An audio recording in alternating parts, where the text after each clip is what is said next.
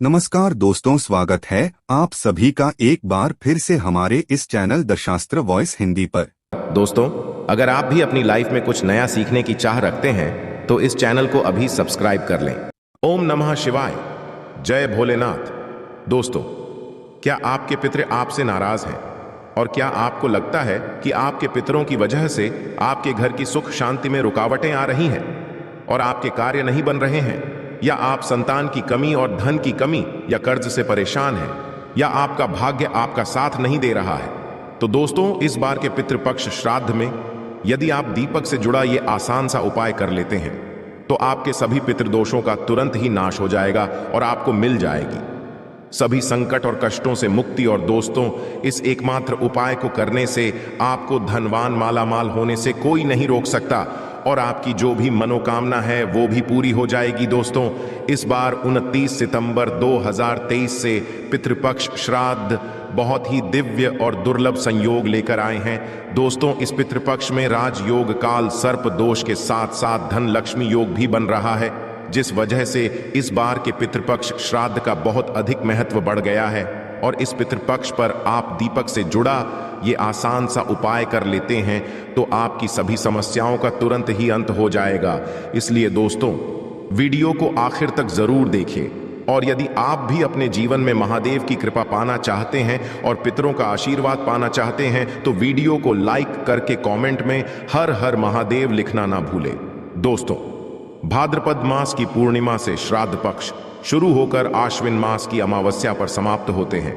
इस बार श्राद्ध पक्ष 29 सितंबर से 14 अक्टूबर तक ये दिन पितृ को समर्पित होते हैं। श्राद्ध पक्ष को पितृपक्ष, कनागत श्राद्ध आदि नामों से भी जाना जाता है। जैसा कि नाम से ही स्पष्ट होता है, पितृपक्ष ये पितृ का पक्ष है, यानी कि ये पितृ को समर्पित दिन होते हैं। इन दिनों में पितरों की आत्मा की शांति के लिए श्राद्ध तर्पण और पिंडदान किए जाते हैं।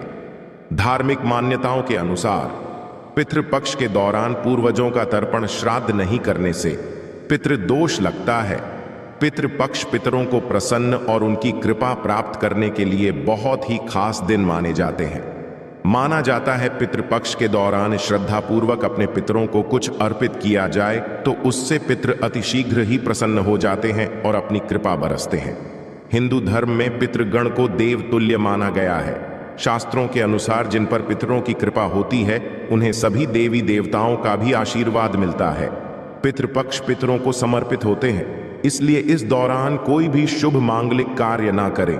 पितृपक्ष के दौरान पितरों की आत्मा की शांति के लिए श्रीमद् भागवत गीता का पाठ अवश्य करें। पितृपक्ष यानी कि श्राद्ध पक्ष, जिसे कनागत भी कहा जाता है, यह वह समय होता है जब हमारे पूर्वज धरती पर होते हैं और हम श्राद्ध कर्म करके उनका आशीर्वाद प्राप्त करते हैं। हिंदू धर्म में मृत्यु के पश्चात श्राद्ध करना बेहद जरूरी माना जाता है। मान्यता है कि यदि अपने पूर्वजों का तिथि पूर्वक श्राद्ध और तर्पण नहीं किया तो उन्हें इस लोक से मुक्ति नहीं मिलती और वह संसार में ही भटकते रहते हैं। ब्रह्मा वैवर्त पुराण के अनुसार देवताओं को प्रसन्न करने से पहले मनुष्य को अपने पितरों यानी कि पूर्वजों को प्रसन्न करना चाहिए। पितृदोष सबसे जटिल कुंडली दोषों में से एक है। पितरों की शांति के लिए हर वर्ष भाद्रपद मास के शुक्ल पूर्णिमा से आश्विन मास की अमावस्या तक पितृपक्ष श्राद्ध होते हैं।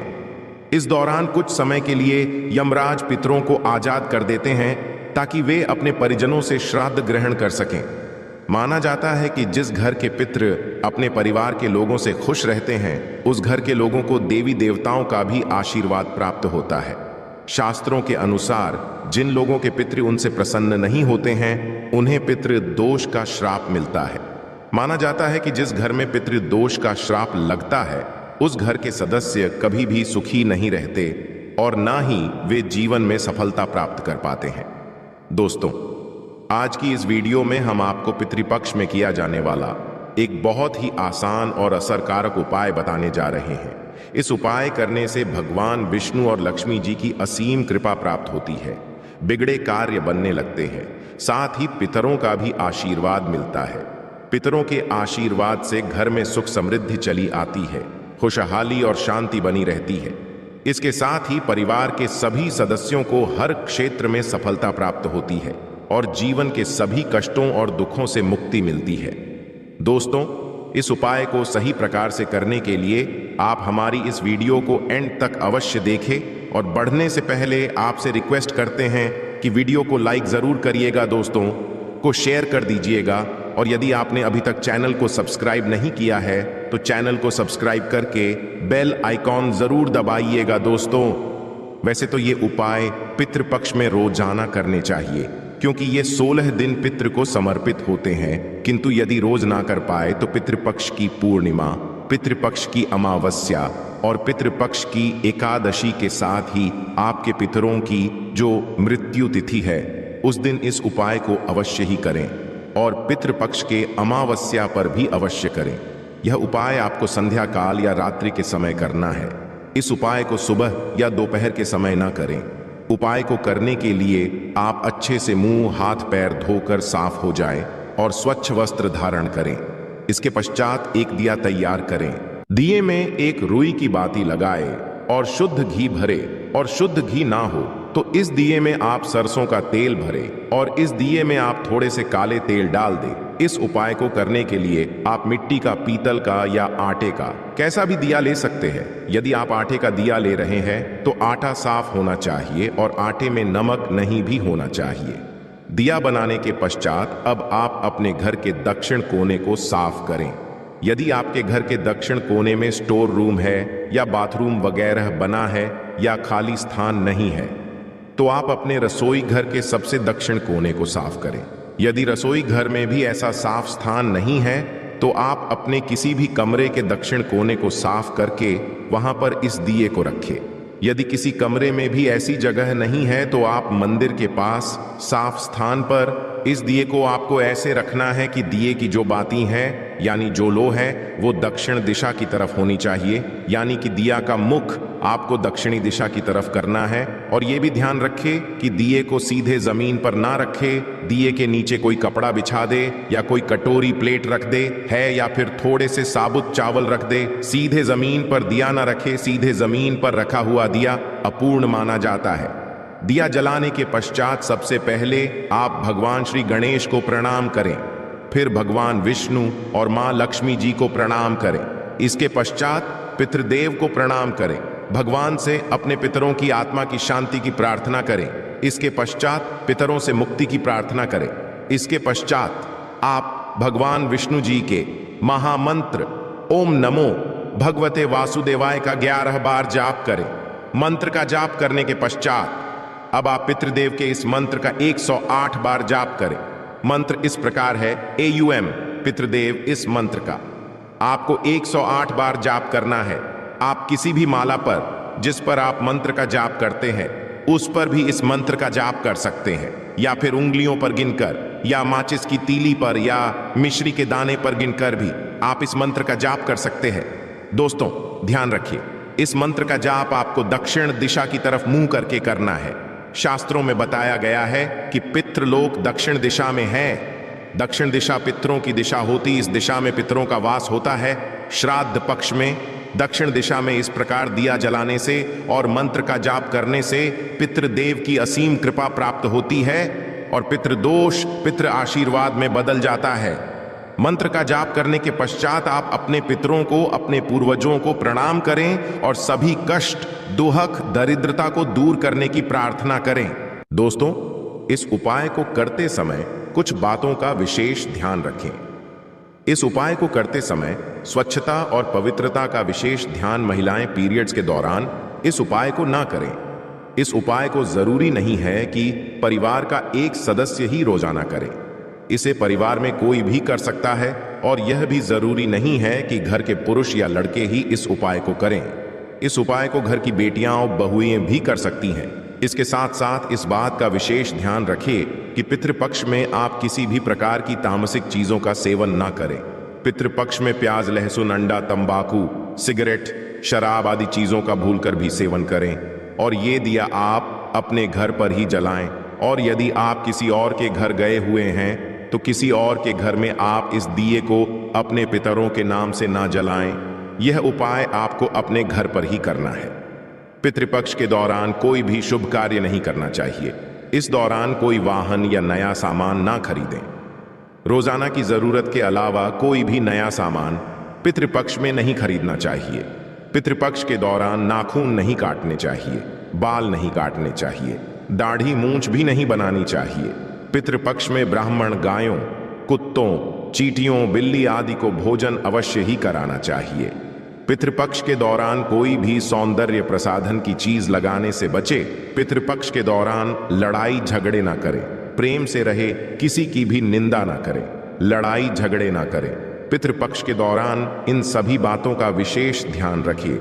दोस्तों, यदि आपने दिया चावलों पर रखकर जलाया है तो अगले दिन सुबह उठकर आप उन चावलों को पक्षियों को डाल दें। यदि आपने आटे के दिए का प्रयोग किया है तो उस दिए को भी आप पक्षियों को ढाल दें। यदि आपने मिट्टी तितल के दिए का प्रयोग किया है तो आप उस दिए को दोबारा प्रयोग कर सकते हैं। तो दोस्तों, आइए अब आपको बताते हैं पितृपक्ष के दौरान कौन सी चीजें आपको भूल कर भी नहीं खरीदनी चाहिए। लोहे का सामान। पितृपक्ष के दौरान लोहे का सामान नहीं खरीदा जाना चाहिए। यदि खरीदा जाता है तो इससे पितृ नाराज हो जाते हैं। साथ ही घर की नकारात्मकता बढ़ जाती है, घर की सुख शांति भी खत्म हो जाती है। ये जीवन में दुख का कारण बनता है। गृह प्रवेश, भूमि पूजन। इसके अलावा पितृपक्ष के दौरान भूमि पूजन और नए घर में प्रवेश नहीं किया जाना चाहिए। यदि ऐसा किया जाता है तो उस घर में भूत प्रेत का वास होने लगता है।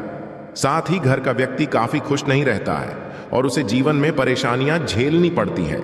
वहीं घर के व्यक्ति अक्सर बीमार भी रहने लगते हैं, क्योंकि ऐसा करने से पितृ नाराज हो जाते हैं। नए कपड़े पितृपक्ष में नए वस्त्र नहीं खरीदे जाना चाहिए। हालांकि श्राद्ध पक्ष के दौरान नए वस्त्रों का दान जरूर जाता है, किंतु पुराने वस्त्र का नहीं और ना ही नए वस्त्र खरीदे जाते हैं। यदि ऐसा किया जाता है तो उस पत्र नाराज हो जाते हैं और उसका शुभ प्रभाव जीवन पर देखने को मिलता है। मांस मदिरा। पितृपक्ष या श्राद्ध पक्ष के दौरान मांस मदिरा नहीं खरीदी जानी चाहिए, ना ही इसका सेवन करना चाहिए। यदि मांस मदिरा का सेवन किया जाता है और उन चीजों को खरीदा जाता है तो इससे पितृ नाराज हो जाते हैं और जीवन पर काफी ज्यादा प्रभाव देखने को मिलता है। इतना ही नहीं, वंश पर इसका सबसे ज्यादा पड़ता है, घर में कलह भी बढ़ जाता है। आइए अब आपको बताते हैं श्राद्ध विधि और श्राद्ध का भोजन। पौराणिक ग्रंथों के अनुसार श्राद्ध करने की भी विधि होती है। यदि पूरे विधि विधान से श्राद्ध कर्म न किया जाए तो मान्यता है कि वह श्राद्ध कर्म निष्फल होता है और पूर्वजों की आत्मा अतृप्त ही रहती है। शास्त्र संवत मान्यता यही है कि किसी सुयोग्य विद्वान ब्राह्मण के जरिए ही श्राद्ध कर्म करवाना चाहिए। श्राद्ध कर्म में पूरी श्रद्धा से ब्राह्मणों को तो दान दिया ही जाता है। साथ ही यदि किसी गरीब जरूरतमंद की सहायता भी आप कर सके तो बहुत पुण्य मिलता है। इसके साथ साथ गाय, कुत्ते, कौवे आदि पशु पक्षियों के लिए भी भोजन का एक अंश जरूर ढालना चाहिए। इन्हें भोजन ढालते समय अपने पितरों का स्मरण करना चाहिए। मन ही मन उनसे श्राद्ध ग्रहण करने का निवेदन करना चाहिए। यदि संभव हो तो गंगा नदी के किनारे पर श्राद्ध कर्म करवाना चाहिए, नहीं तो घर पर भी इसे जा सकता है। जिस दिन श्राद्ध हो उस दिन ब्राह्मणों को भोज करवाना चाहिए। भोजन के पश्चात दान दक्षिणा देकर भी उन्हें संतुष्ट करें। श्राद्ध पूजा दोपहर के समय शुरू करनी चाहिए। योग्य ब्राह्मण की सहायता से मंत्र उच्चारण करें और पूजा के पश्चात जल से तर्पण करें। श्राद्ध करने के लिए किसी ब्राह्मण को आमंत्रित करें, भोज कराए और अपनी सामर्थ्य के अनुसार दक्षिणा भी दे।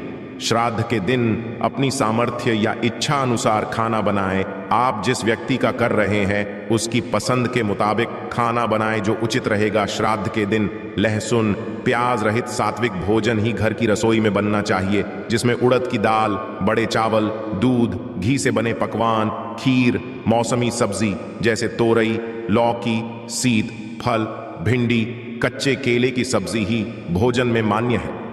मान्यता है कि श्राद्ध के दिन स्मरण करने से पितृ घर आते हैं और अपनी पसंद का भोजन कर तृप्त हो जाते हैं। खाने में लहसुन प्याज का प्रयोग ना करें। आइए जानते हैं पितृपक्ष की पौराणिक कथा। पितृपक्ष की पौराणिक कथा के अनुसार जोगे तथा भोगे दो भाई थे। दोनों अलग अलग रहते थे। जोगे धनी था और भोगे निर्धन। दोनों में परस्पर बड़ा प्रेम था। जोगे की पत्नी को धन का अभिमान था, किंतु भोगे की पत्नी बड़ी सरल हृदय थी। पितृपक्ष आने पर जोगे की पत्नी ने उससे पितरों का श्राद्ध करने के लिए कहा तो जोगे इसे व्यर्थ का कार्य समझकर टालने की चेष्टा करने लगा। किंतु उसकी पत्नी समझती थी कि यदि ऐसा नहीं करेंगे तो लोग बातें बनाएंगे। फिर उसे अपने मायके वालों को दावत पर बुलाने और अपनी शान दिखाने का यह उचित अवसर लगा।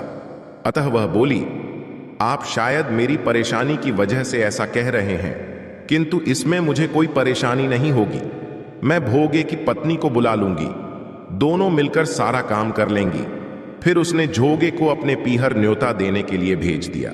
दूसरे दिन उसके बुलाने पर भोगे की पत्नी सुबह सवेरे आकर काम में जुट गई।